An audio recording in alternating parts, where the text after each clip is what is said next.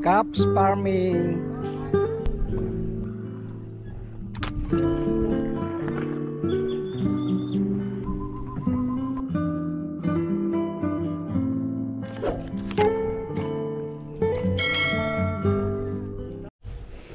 Magandang umaga mga ka-farmers. Ngayon po ay kukuha tayo ng repolyo. Pang gulay lang po. Papadala ko sa anak ko sa Los Baños. Papunta po kasi sila may misis doon. Kaya maghahanap po tayo ng malaki. Hanap po tayo ng malaki. Ito malaki. Ayan. Oh. Laki. Pwede na yan. Pwede na.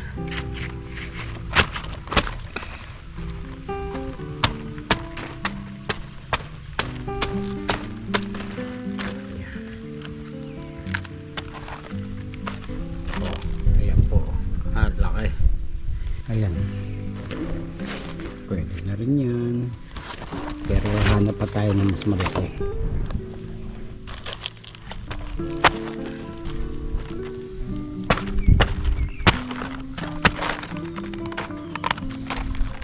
So, ayan, ayan. Press na press po. Talagang tumutulo pa ang mga tubig.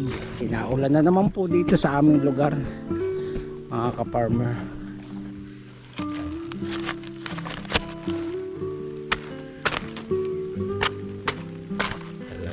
Maraming tanim, press na press po ang gulay. Ano na.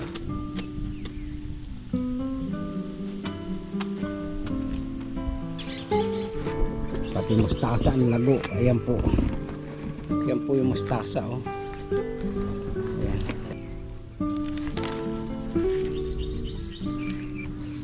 Laki po, ganda. Lago, napakalago po.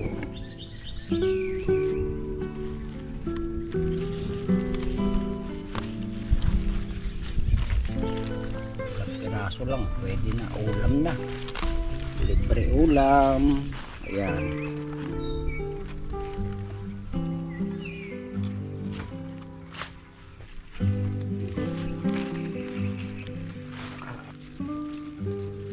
ito po lasa. Kukuha lang po tayong panggamit natin. Ganda.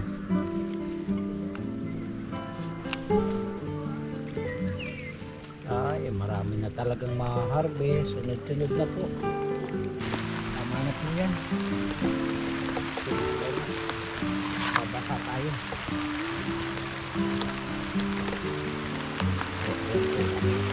Ito po, pagchay. Tama na yan.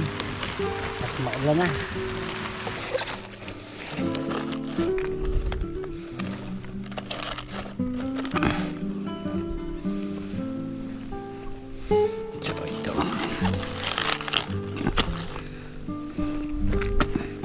Ito mga anong araw pa po itong iba at medyo maliliit pa basta po yung matitigas na ay yun na ating kukuhanin.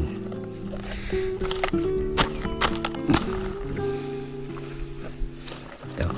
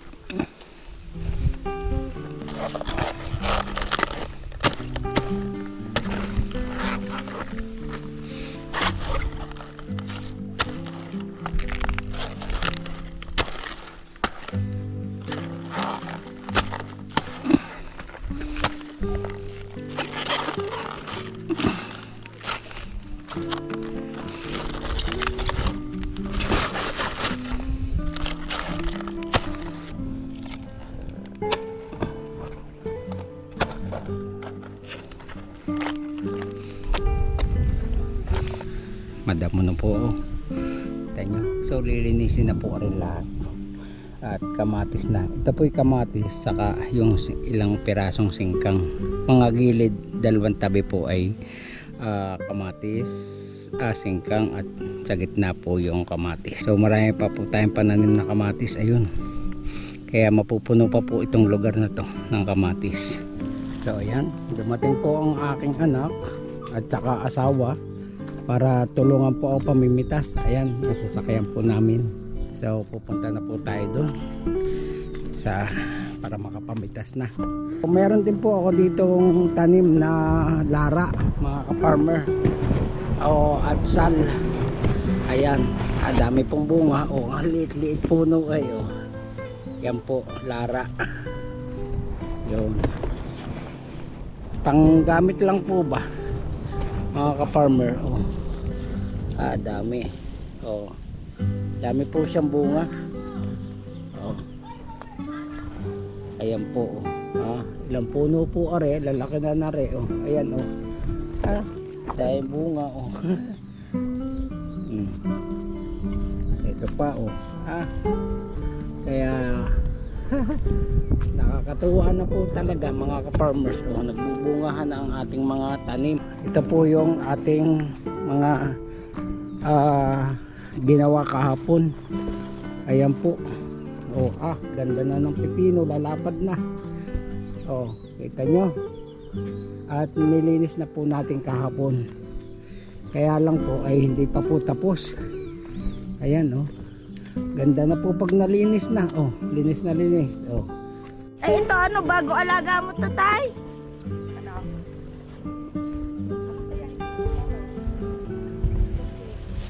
Anak to ni Bagsik? Si Bagsik, babae, no? Cutie.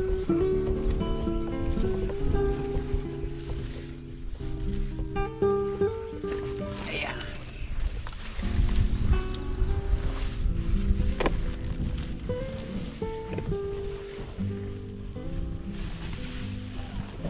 Sa dulo.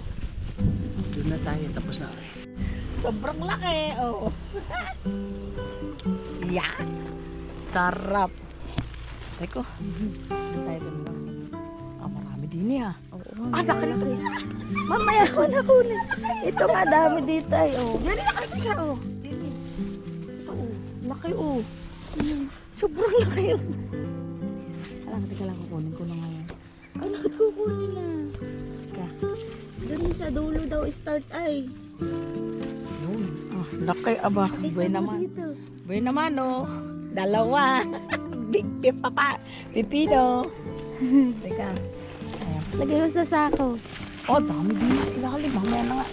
Dami. Mas madami sa gitna ano. Dami oh. Nakalaylay sa ilalim. Laki aba. Laki. Dami aba. Ito mother. May tinik ka ba? May tinik nga. Mamitas ka niyang sili oh. Ayan oh. Dami pa. Ito nga. Tutulong ko ito. Mitas na ito. I-stand mo na lang muna yan. Ayaw. I-stand mo din. Hindi sabay taro. Marinig ka na. Ayun. Mitas ka lang mga sili. Kasi ko talaga to. At ipinamimigay ko sa neighborhood. Mahal kaya si... Uy, kawing-kawing to. Kaya nga dyan.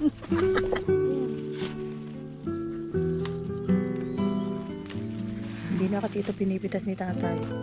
Inaano na lang.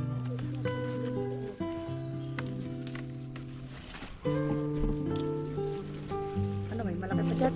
Oo. Ano yun? Kuwan na. Dalawa. Wag maliit na yung isa. Hindi. Para baka wala nang pitas na kasuto. Yung ganito, hindi na pinipitas ito ni tatay. Oo nga. Ito nakabaon sa lupa. Baka ano na. Hindi pa. Buti nga hindi nasisiwat. Ayan. Ganda rin. Pag ganito na, maganda ng mamita.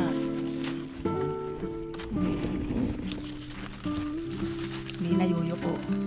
Dati kami ni tatay, yuko na Sa susunod, nasa taas na. Oo. Nasa taas na mga bulaklak eh.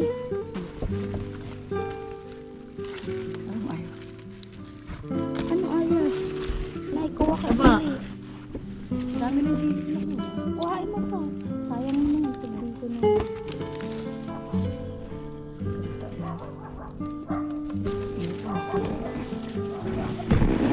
Dami sa ilalim.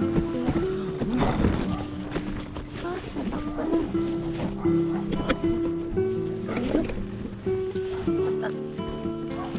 Lalaki.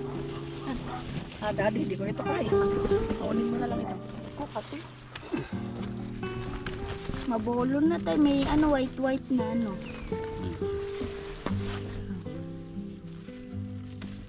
Aray.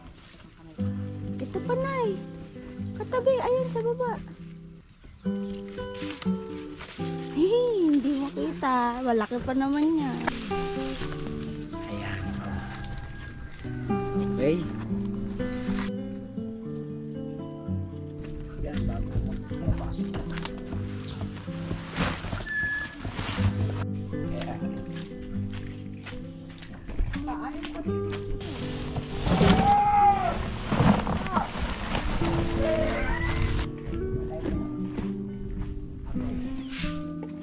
Yun, ay, sarap.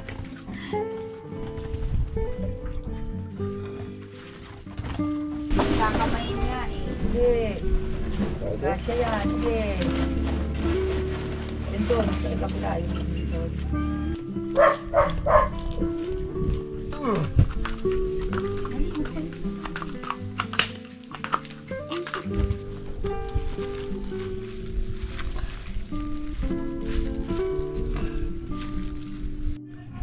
So ayan po mga farmers, ito na po yung ating hinarvest. Ayan. Meron tayong isang gayubano, repolyo 5 piraso, ang pechay, mustasa, at saka po singkang, dami. At saka po ayan, pipino. At meron din po sili. Ayan.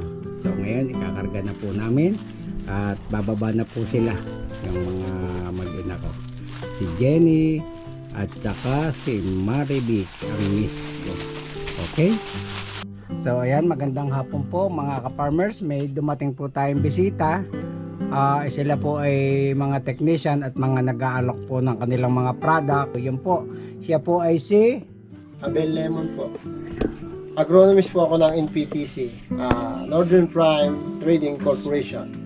Ang kumpanya po namin na may-ari po ay taga Norte, kaya po Northern Prime. So, ito po yung aming product. Ito na nga po yung nakasako na triple 14. So, tatlong klase po yung aming abono, yung triple 14 at saka yung 1620. Kahawig din lang po siya nung abonong bibilhin natin sa market.